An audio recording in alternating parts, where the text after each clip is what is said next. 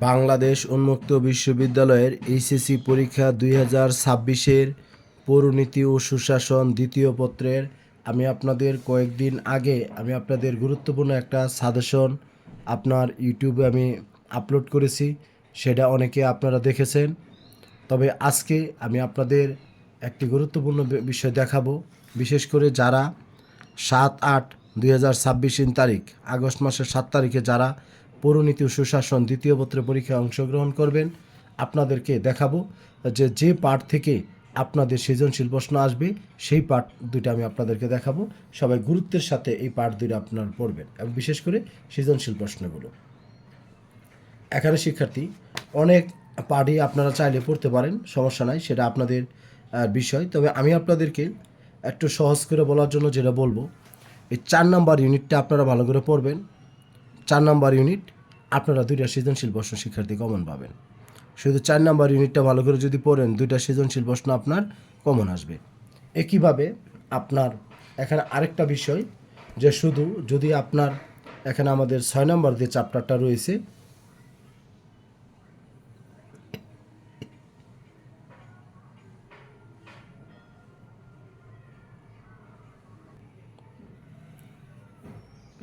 ছয় নম্বর যে চ্যাপ্টারটা রয়েছে, 6 নম্বর চ্যাপ্টারে আমাদের স্থানীয় শাসন ও স্থানীয় স্বায়ত্তশাসন, এই জায়গা থেকে আমাদের যে প্রশ্নগুলো আমাদের খুবই গুরুত্বপূর্ণ, যা আপনার হলো বাংলাদেশের স্থানীয় সরকার, ইউনিয়ন পরিষদ, উপজেলা পরিষদ, জেলা পরিষদ, পৌরসভা, এই 4টা যদি আমরা ভালো করে পড়ি, এখান থেকে আমাদের সৃজনশীল প্রশ্ন পরীক্ষায় আসবে।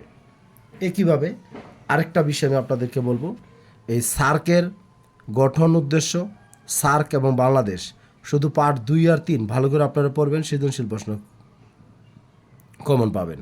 তাহলে 3টা বিষয় এখানে আমি আপনাদের বলেছি। বেশি এলোমেলো কথা না বাড়িয়ে, যে আমাদের এখানে ইউনিট 4 আমরা ভালো করে পড়ব, তারপরে শিক্ষার্থী ইউনিট 6-এর এই কয়েকটা পার্ট, আর ইউনিট 9-এর শুধু সার্ক এবং এর গঠন উদ্দেশ্য আর সার্ক এবং বাংলাদেশ এই অংশটা। এবং আমি আপনাদের 4 নম্বর চ্যাপ্টারে আপনাদের কয়েকটা সৃজনশীল প্রশ্ন আমি আপনাদেরকে দেখাবো, সবাই একটু খেয়াল করবেন। 4 নম্বর চ্যাপ্টার থেকে প্রথমত আপনারা যা যা পড়বেন, যেগুলো পড়লে আপনাদের সৃজনশীল প্রশ্নগুলোর উত্তর হবে, এই বিষয়গুলো আমি আপনাদেরকে বলবো।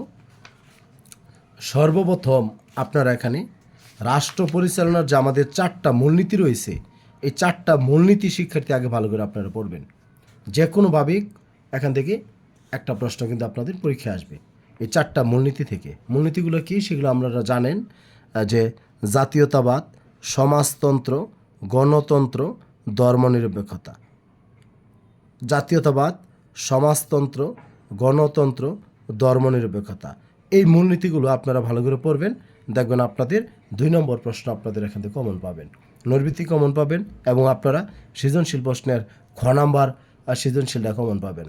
আর কত বলা হতে পারে যে কয়টি মূলনীতি, তখন বলবেন 4টি।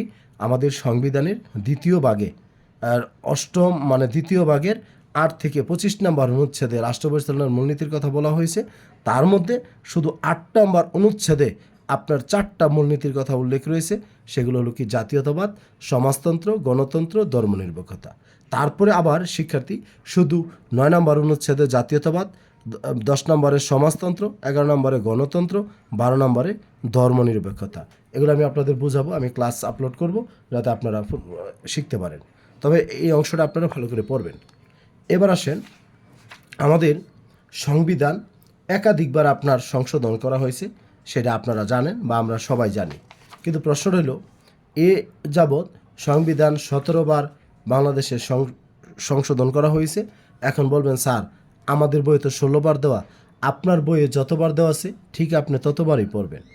তার মধ্যে আপনাদেরকে কোন কোন সংশোধনীগুলো আমি আপনাদেরকে পড়তে বলবো, একটু মনোযোগ সহকারে খেয়াল করবেন।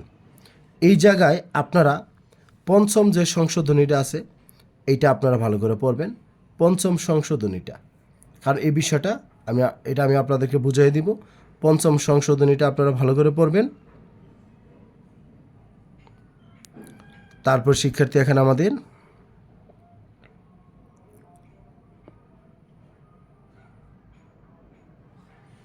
অষ্টম সংশোধনীটা পড়ব ভালোভাবে। এবার আসেন আপনার গুরুত্বপূর্ণ যে সংশোধনীটা, সেটা হলো আপনার দ্বাদশ সংশোধনী এবং হলো ত্রয়োদশ সংশোধনী। এই দ্বাদশ সংশোধনীটা বাংলাদেশের রাজনৈতিক ব্যবস্থায় একটা গুরুত্বপূর্ণ আমল পরিবর্তন করে দিয়েছে। এইটা আমরা বলে আসছি এবং আপনারা বিষয়টা খেয়াল করবেন, যে কারণ এখানে দ্বাদশ সংশোধনীর বিষয়বস্তু যে রাষ্ট্রপতি শাসিত সরকার ব্যবস্থা বাতিল করে সংসদীয় সরকার ব্যবস্থা চালু করা হয়েছে, উপরাষ্ট্রপতির পদ বিলুপ্ত করা হয়েছে এবং সকল নির্বাহী ক্ষমতার মালিক হলেন প্রধানমন্ত্রী, আর রাষ্ট্রপতি হলো নিয়মতান্ত্রিক প্রধান মাত্র। আর ত্রয়োদশ সংশোধনী যেটা, সেটার মধ্যে আপনার আপনার তত্ত্বাবধায়ক সরকার যেটা কেয়ারটেকার গভর্নমেন্ট, এটা প্রতিষ্ঠার জন্য যেই সংবিধানের সংশোধনীটা আনা হয়েছিল এটা। তাহলে আমরা এখানে বলছি যে 12-13 পড়বো, আর ওদিকে আমরা পড়বো হলো আপনার 5 নাম্বার আর হলো 6 নাম্বার। এখন আসেন যে সৃজনশীল প্রশ্ন যেটা আপনাদের এখান থেকে, আপনারা যদি অল্পর মধ্যে প্রস্তুতি নিতে চান তাহলে শিক্ষার্থী আপনারা এই 3টা সৃজনশীল প্রশ্ন আগে ভালো করে পড়বেন।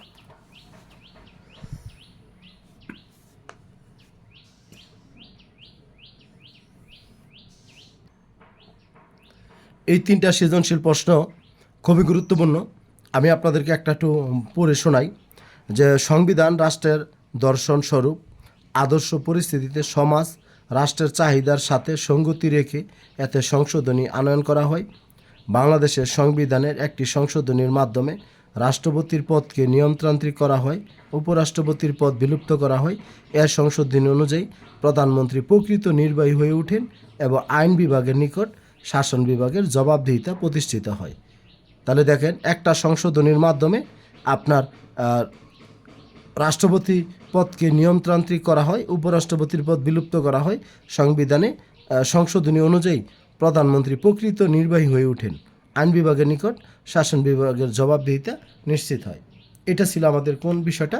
এটা হলো আমাদের 100 মূলত আমাদের যে 12তম সংশোধনী সেটা।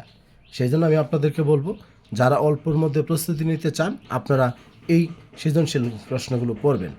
এখন 6 নম্বর চ্যাপ্টারে আমি আপনাদেরকে আরেকটা বিষয় বলেছি যে আমাদের স্থানীয় সরকারের যে বিষয়গুলো, সেখান থেকে আপনাদেরকে এই অংশগুলো পড়তে হবে।